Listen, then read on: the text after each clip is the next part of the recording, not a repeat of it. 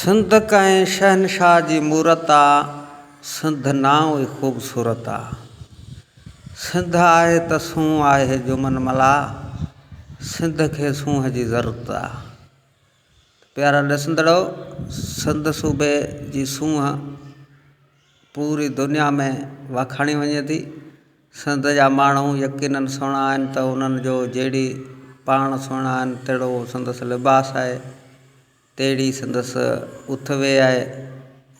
ऐं ख़ासि तौर ते सिंधी लिबास में सलवार कमीस ऐं टोपी अजरक पटको अची वञे थो त उन जे हिसाब सां हींअर सिंध सूबे सां तालुक़ु रखंदड़ सिंधियुनि में टोपी जो रवाजु उरूज ते आहे।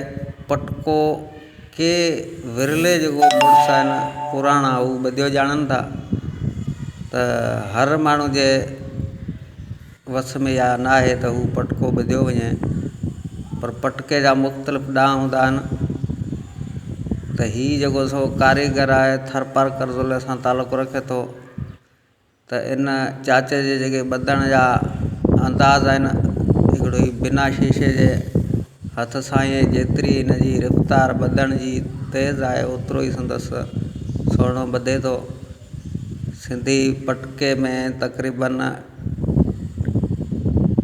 3-4 क़िस्म थियनि था। हिकिड़ो बोस्की पटको आहे, सफ़ेद पटको बि ॿधियो वञे थो, ऐं हिकिड़ो रंगीन हूंदो आहे जंहिंखे फेंटो सॾींदा आहिनि, हू बि ॿधंदा आहिनि त लौंगी बि ॿधी वेंदी आहे।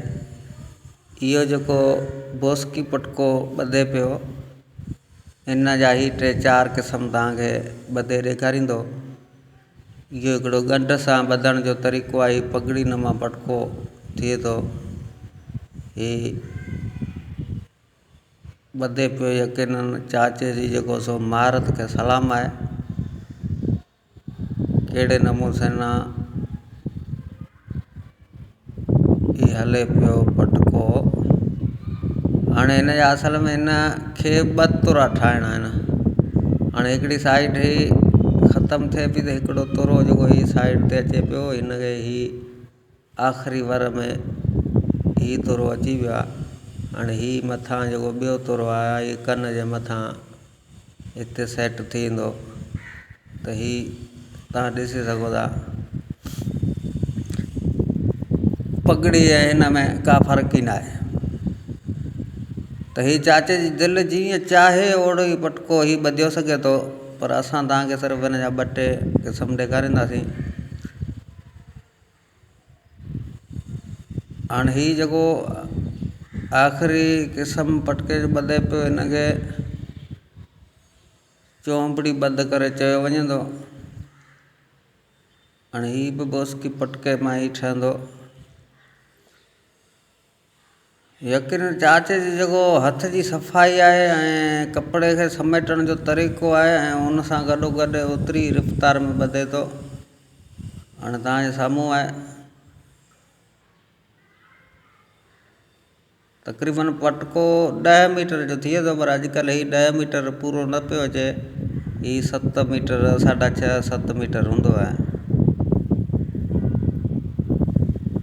हाणे हीअ पटको बसि आख़िरी वर में हिनखे सफ़ा सजाए तव्हांजे साम्हूं सेट कंदो त कहिड़े नमूने सां थिए थो।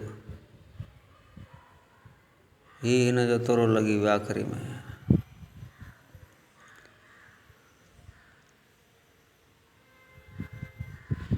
हीअ ठही तयारु थी वियो।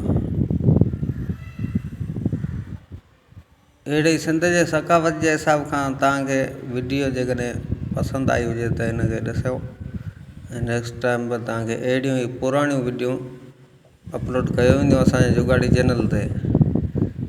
इन में असां वटि जॾहिं नालो ई जुगाड़ी आहे त असां वटि एतिरो वधीक का चटणी बटणी हणण जी गुंजाइश कोन्हे।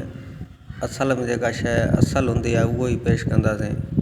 बाक़ी न को डेकोरेशन आहे, न बि आहे, सादी ऐं साफ़ सुथरी मूवी आहे।